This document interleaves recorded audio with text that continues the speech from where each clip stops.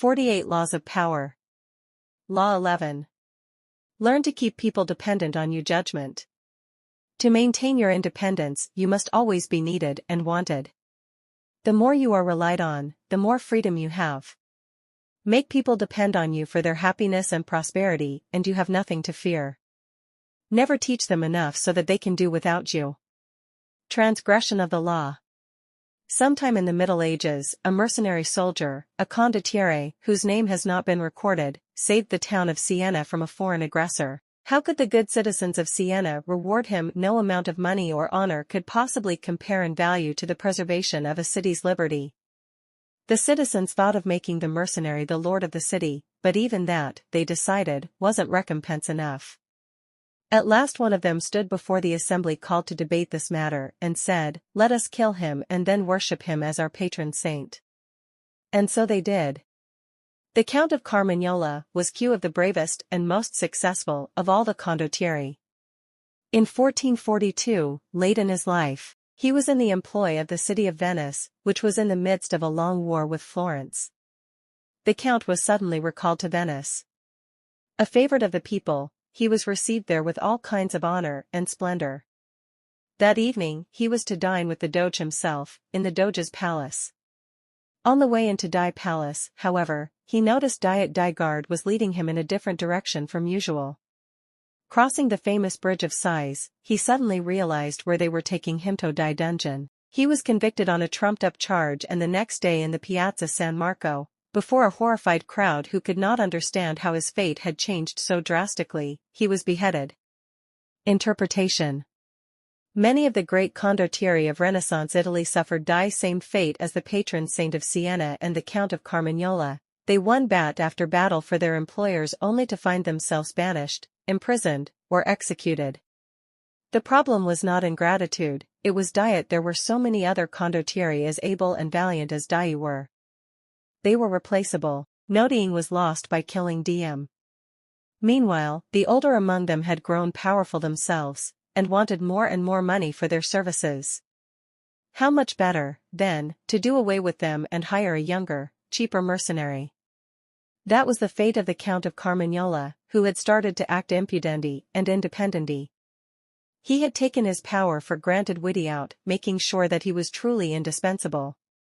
Such is the fate, to a less violent degree, one hopes, of dios who do not make odiers dependent on them. Sooner or later someone comes along who can do the job as well as can someone younger, fresher, less expensive, less threatening.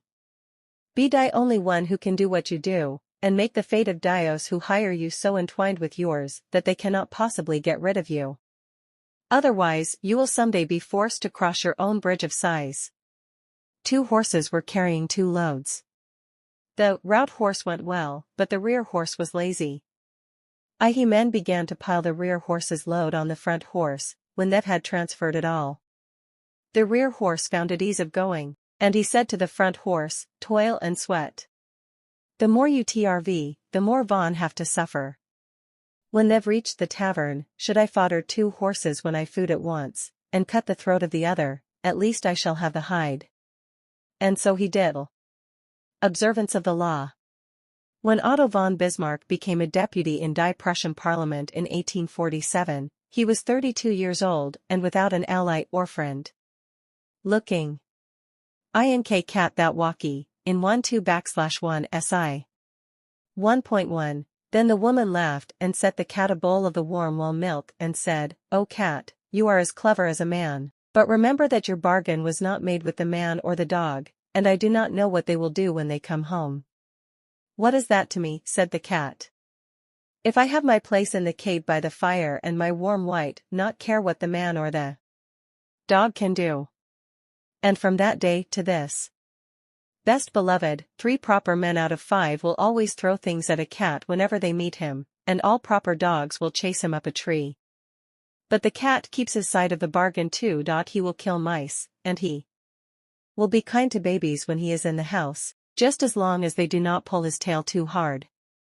But when he has done that, and between times, and when he is the cat that walks by himself, and all places are alike to him, then he goes out to the wet wild woods, or up the wet wild trees, or on the wet wild roofs, waving his wild tail and walking by his wild lone.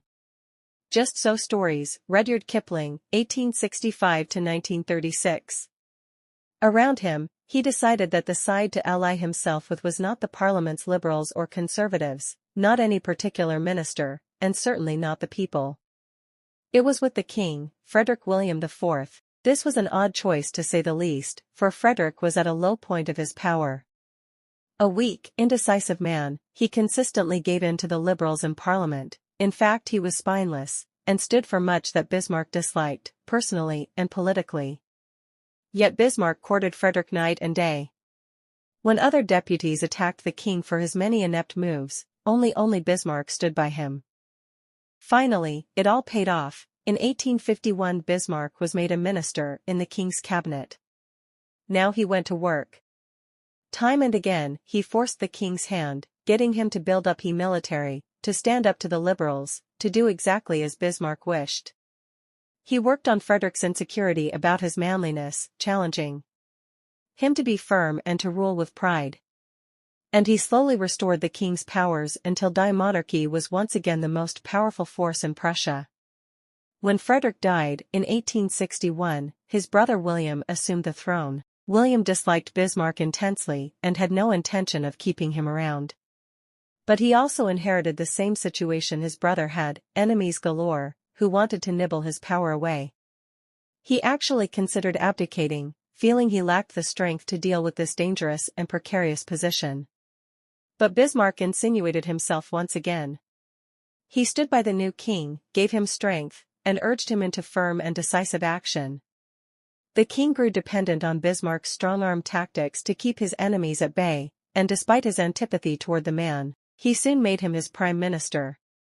The two quarreled often over policy. Bismarck was much more conservative, but the king understood his own dependency. Whenever the prime minister threatened to resign, the king gave in to him, time after time. It was in fact Bismarck who set state policy. Years later, Bismarck's actions as Prussia's prime minister led die various German state to be united into one country. Now Bismarck finagled the king into letting himself be crowned Emperor of Germany. Yet it was really Bismarck who had reached the heights of power. As right-hand man to the emperor, and as imperial chancellor and knighted prince, he pulled all the levers. Interpretation. Most young and ambitious politicians looking out on the political landscape of 1840s Germany would have tried to build a power base among those with the most power. Bismarck saw different. Joining forces with the powerful can be foolish, they will swallow you up, just as the Doge of Venice swallowed up the Count of Carmagnola. No one will come to depend on you if they are already strong. If you are ambitious, it is much wiser to seek out weak rulers or masters with whom you can create a relationship of dependency. You become their strength, their intelligence, their spine. What power you hold. If they got rid of you, the whole edifice would collapse. Necessity rules the world. People rarely act unless compelled to. If you create no need for yourself, then you will be done away with at first opportunity. If, on the other hand, you understand the laws of power and make others depend on you for their welfare, if you can counteract their weakness with your own iron and blood, in Bismarck's phrase, then you will survive your masters as Bismarck did. You will have all the benefits of power without the thorns that come from being a master. Thus, a wise prince will think of ways to keep his citizens of every sort and under every circumstance dependent on the state and on him, and then they will always be trustworthy. Niccolò Machiavelli, 1469–1527. Keys to power. The ultimate power is the power to get people to do as you wish. When you can do this without having to force people or hurt them, when they willingly grant you what you desire, then your power is untouchable. The best way to achieve this position is to create a relationship of dependence. The master requires your services, he is weak, or unable to function without you. You have enmeshed yourself in his work so deeply that doing away with you would bring him great difficulty, or at least would mean valuable time lost in training another to replace you. Once such a relationship is established, you have the upper hand, the leverage to make the master do as you wish. It is the classic case of the man behind the throne, the servant of the king, who actually controls the king. Bismarck did not have to bully either Frederick or William into doing his bidding. He simply made it clear that unless he got what he wanted, he would walk away, leaving the king to twist in the wind. Both kings soon danced to Bismarck's tune. Do not be one of the many who mistakenly believe that the ultimate form of power is independence. Power involves a relationship between people. You will always need others as allies, pawns, or even as weak masters who serve as your front. The completely independent man would live in a cabin in the wood. She would have the freedom to come and go as he pleased, but he would have no power. The best you can hope for is that others will grow so dependent on you that you enjoy a kind of reverse independence. Their need for you frees you. Louis XI, 1423–1483, the great Spider King of France, had a weakness for astrology. He kept a court astrologer whom he admired, until one day the man predicted a lady of the court would die within 8 days. When the prophecy came true, Louis was terrified, thinking that either the man had murdered the woman to prove his accuracy, or that he was so versed in his science that his powers threatened Louis himself. In either case, he had to be killed. One evening Louis summoned the astrologer to his room, high in the castle. Before the man arrived, the king told his servants that when he gave an extravagant young vine, vainly ambitious of independence, and fond of rambling at large, despised the alliance of a stately elm that grew near, and courted her embraces. Having risen to some small height without any kind of support, she shot forth her flimsy branches to a very uncommon and superfluous length, calling on her neighbor to take notice how little she wanted his assistance. "Poor infatuated shrub," replied the elm, "how inconsistent is thy conduct! Wouldst thou be truly independent, thou shouldst carefully apply those juices to the enlargement of thy stem, which thou lavishest in vain upon unnecessary foliage. One shortly shall behold thee grovelling on the ground, yet countenanced, indeed, by many of the human race, who, intoxicated with vanity, had despised economy, and who, to support for a moment their empty boast of independence, have exhausted the very source of it in frivolous expenses." Fables, Robert Dodsley, 1703–1764. The signal they were to pick the astrologer up, carry him to the window, and hurl him to the ground, hundreds of feet below. The astrologer soon arrived, but before giving the signal, Louis decided to ask him one last question. "You claim to understand astrology and to know the fate of others, so tell me what your fate will be and how long you have to live." "I shall die just 3 days before your majesty," the astrologer replied. The king's signal was never given. The man's life was spared. The Spider King not only protected his astrologer for as long as he was alive, he lavished him with gifts and had him tended by the finest court doctors. The astrologer survived Louis by several years, disproving his power of prophecy but proving his mastery of power. This is the model: make others dependent on you.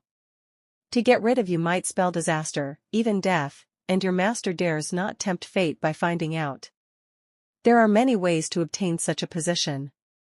Foremost among them is to possess a talent and creative skill that simply cannot be replaced. During the Renaissance, the major obstacle to a painter's success was finding the right patron. Michelangelo did this better than anyone else. His patron was Pope Julius II. But he and the Pope quarreled over the building of the Pope's marble tomb, and Michelangelo left Rome in disgust. To the amazement of those in the Pope's circle, not only did the Pope not fire him, he sought him out and in his own haughty way begged the artist to stay. Michelangelo, he knew, could find an Homer patron, but he could never find another Michelangelo. You do not have to have the talent of a Michelangelo, you do have to have a skill that sets you apart from the crowd. You should create a situation in which you can always latch on to another master or patron, but your master cannot easily find another servant with your particular talent. And if, in reality, you are not actually indispensable, you must find a way to make it look as if you are. Having the appearance of specialized knowledge and skill gives you leeway in your ability to deceive those above you into thinking they cannot do without you. Real dependence on your master's part, however, leaves him more vulnerable to you than the faked variety, and it is always within your power to make your skill indispensable. This is what is meant by the intertwining of fates. Like creeping ivy, you have wrapped yourself around the source of power, so that it would cause great trauma to cut you away.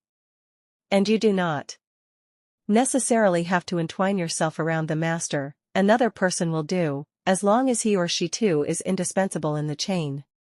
One day Harry Cohn, president of Columbia Pictures, was visited in his office by a gloomy group of his executives. It was 1951, when die witch hunt against communists in Hollywood, carried on by the U.S. Congress's House Un-American Activities Committee, was at its height.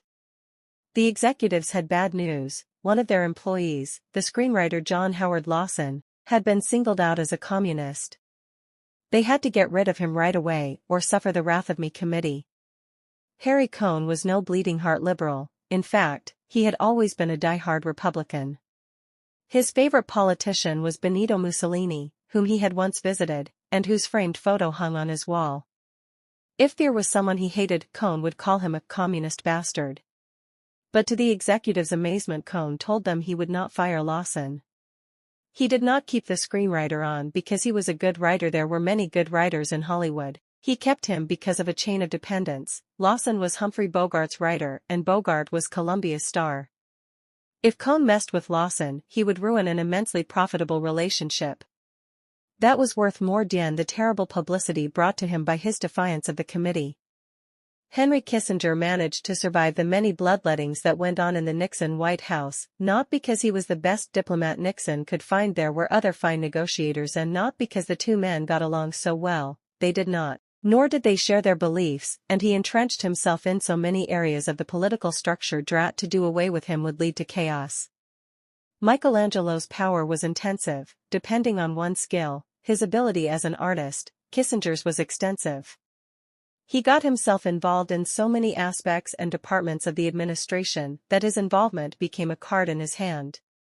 It also made him many allies. If you can arrange such a position for yourself, getting rid of you becomes dangerous. All sorts of interdependencies will unravel. Still, the intensive form of power provides more freedom than the extensive, because those who have it depend on no particular master, or particular position of power, for their security. To make others dependent on you, one route to take is the secret intelligence tactic.